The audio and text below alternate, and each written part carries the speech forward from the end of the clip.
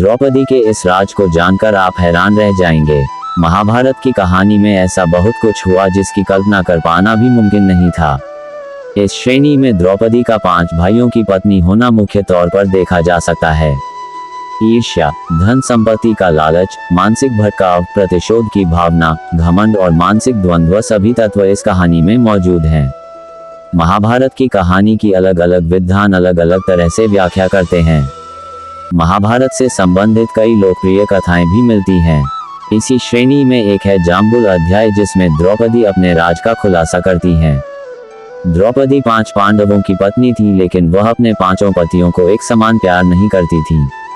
वह सबसे ज्यादा अर्जुन से प्रेम करती थी, लेकिन दूसरी तरफ अर्जुन द्रौपदी को वह प्यार नहीं दे पाए क्योंकि वह कृष्ण की बहन सुभद्रा से सबसे ज्यादा प्यार करते थे। एक प्रचलित कथानक के मुताबिक पांडवों के निर्वासन के 12वें वर्ष के दौरान द्रौपदी ने एक पेड़ पर पके हुए जामुनों का गुच्छा लटकते देखा। द्रौपदी ने तुरंत ही इसे तोड़ लिया। जैसे ही द्रौपदी ने ऐसा किया, भगवान कृष्ण वहां पहुंच गए। भगवान श्री कृष्ण ने बताया कि इसी फल से एक साधु अपने 12 साल का उपवास तोड़ने वाले थे। द्रौपदी ने फल तोड़ लिया था, जिससे पांडव साधु के कोप का शिकार हो सकते थे। ये सुनकर पांडवों ने श्री कृष्ण से गुहार लगाई। भगवान श्री कृष्ण ने कहा कि इसके लिए पांडवों को पेड़ के नीचे जाकर केवल सच वचन बोलने होंगे। भगवान कृष्ण ने फल को पेड़ के नीचे रख दिया और कहा कि अब हर किसी को अपने सारे राज खोलने होंगे। अगर हर कोई ऐसा करेगा तो फल ऊपर पेड़ पर वापस लग जाएगा और पांडव साधु के प्रकोप से बच जाएंगे।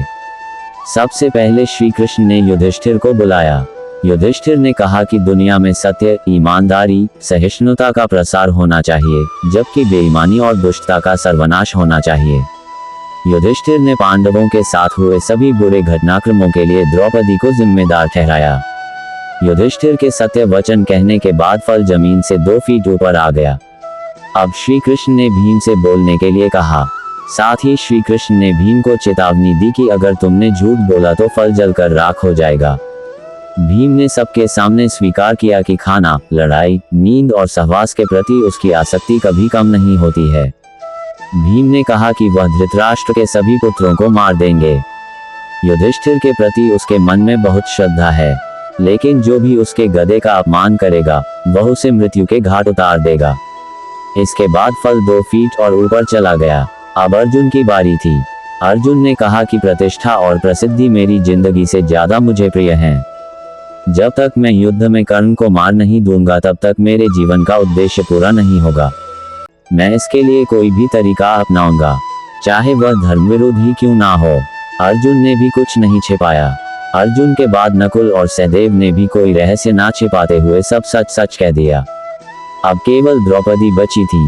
द्रौपदी ने कहा कि मेरे 5 पति मेरी 5 ज्ञानेंद्रियों आंख, कान, नाक, मुंह और शरीर की तरह हैं। मेरे 5 पति हैं, लेकिन मैं उन सभी के दुर्भाग्य का कारण हूँ।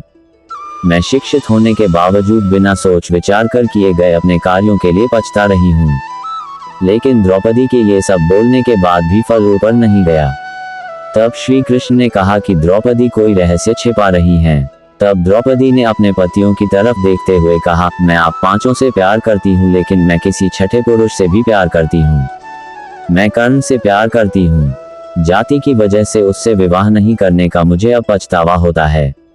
अगर मैंने कर्ण से विवाह किया होता तो शायद मुझे इतने दुख नहीं झेलने पड़ते। तब शायद मुझे इस तरह के कड़वे अनुभवों से होकर नहीं गुजरना पड़ता। ये सुनकर 5 पांडव हैरान रह गए, लेकिन किसी ने कुछ कहा नहीं। द्रौपदी के सारे रहस्य खोलने के बाद श्री कृष्ण के कहे अनुसार फल वापस पेड़ पर पहुंच गया। इस घटना के बाद से पांडवों को यह एहसास हुआ कि 5 बहादुर पतियों के होने के बावजूद वह अपनी पत्नी की जरूरत के समय रक्षा करने नहीं पहुंचे। जब द्रौपदी को उनकी सबसे ज्यादा जरूरत थी तो वे कभी उसके साथ खड़े नहीं हुए। इस पौराणिक कहानी का एक निहितार्थ ये भी हो सकता है कि हर किसी के कुछ राज होते हैं जिन्हें वह खुद तक सीमित रखता है। कई बार ये राज अपनों को चोट पहुंचने के डर से छिपा कर रखे जाते हैं। मेरी यह जानकारी आपको अच्छी लगी हो तो मेरे चैनल को सब्सक्राइब करें, वीडियो को लाइक करें और कमेंट करें। धन्यवाद। राधे राधे।